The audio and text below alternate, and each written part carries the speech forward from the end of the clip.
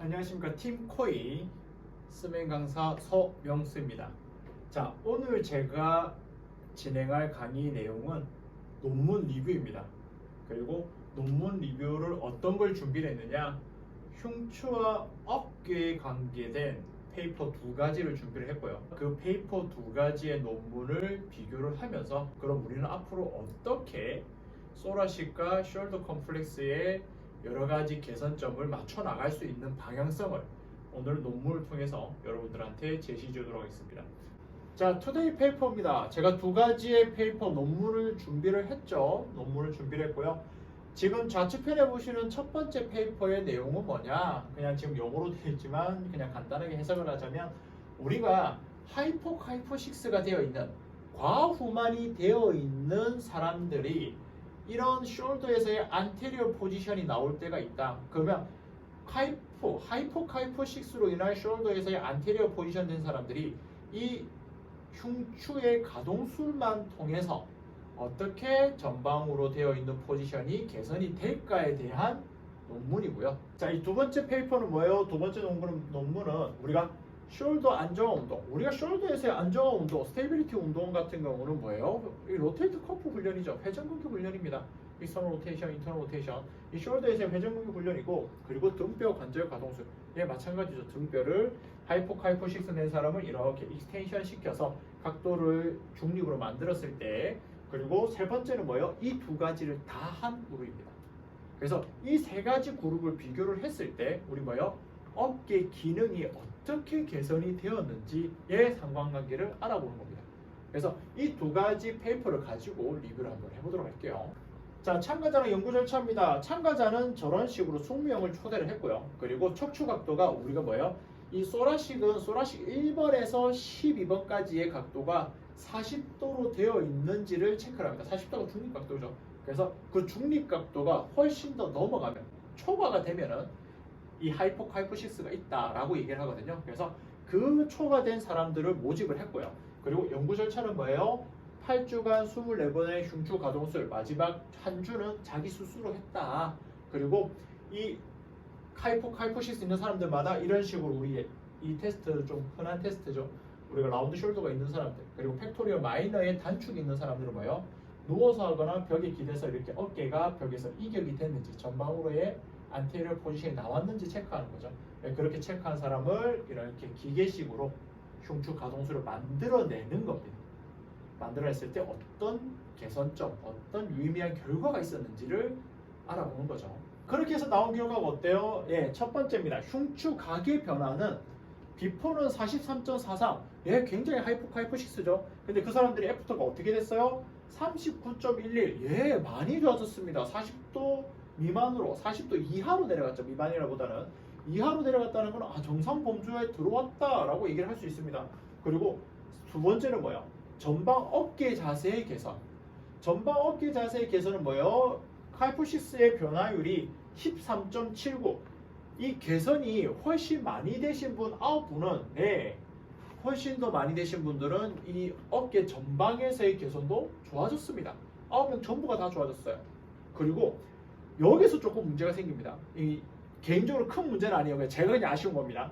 제가 아쉬운 점이 뭐냐면 후반쪽 하이포식스의 변화율이 13.79 이하거나 똑같았던 사람, 변화율이 그렇게 크지 않았던 사람들은 뭐예요? 12명이 있는데 12명 중에 8명은 개선이 됐는데 4명이 개선이 안 됐어요. 사실 이걸로도 우리 논문 자체는 흉추 가동술이 좋습니다라고 얘기를 할 수 있지만 사실 우리는 뭐가 아쉬운 거예요? 이 4명이 내 회원일 수도 있잖아. 그래서 뭔가 결과가 아쉽다는 거야.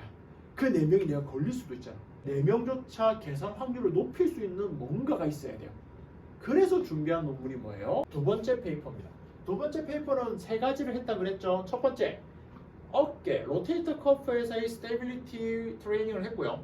그리고 두 번째는 뭐예요? 소라식에서의 흉추 가동술을 썼고요. 그리고 세 번째는 이 스테빌리티 트레이닝이랑 흉추 가동술 두 가지를 다 썼습니다. 그러면 이렇게 A, B, C 그룹을 놓고 봤을 때 우리는 어떤 유의미한 결과가 나왔는지 한번 알아보자 이거예요. 자, 결과만 놓고 봤을 때는 뭐예요? 안정화 운동과 등뼈 가동술을 결합한 그룹에서 다른 그룹들에 비해서 훨씬 유의미한 차이를 보였다. 이 말 뜻은 뭐냐? 지금 이렇게 놓고 할 때 첫 번째는 이 숄더의 포지션입니다. 전방에서의 포지션이나 납부 포지션이 어떻게 돼요? A랑 B, C 다 결과치는 좋았습니다. 좋았는데 A랑 B는 1.06, 1.16 별로 그렇게 막 큰 차이는 나타내지는 않아요. 좋아지긴 했으나 이 두 그룹은 거의 비슷하죠. 근데 C그룹 어때요? 이 두 가지 트레이닝과 가동수를 다 쓴 C그룹은 뭐예요? 1.83 훨씬 더 큰 차이로 좋아졌다 라는 결과가 나왔고요. 그리고 두 번째 테이블 뭐예요?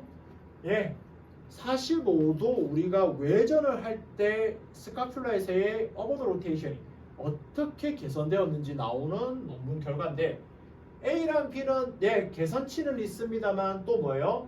두 개가 비슷하죠. 훈련만 한 사람, 그 다음에 흉추 가동수만 쓴 사람 두 개 다 비슷해요. 근데 C그룹 둘 다 한 사람 뭐예요? 네, 혼자서 월등히 높은 개선점을 보여주고 있죠. 그리고 마지막 뭐예요? 마지막은 페인입니다. 통증과 disability, 우리가 기능 장애를 놓고 봤을 때 통증과 기능 장애를 놓고 봤을 때 똑같습니다. A랑 B랑 큰 차이는 별로 두지는 못했죠. 근데 C 두 개 다 한 그룹 뭐예요? A랑 B를 비교했을 때 훨씬 더 큰 차이 18.50이라는 큰 차이의 변화를 보여줬습니다. 훨씬 더 통증 강도가 떨어졌다는 거죠.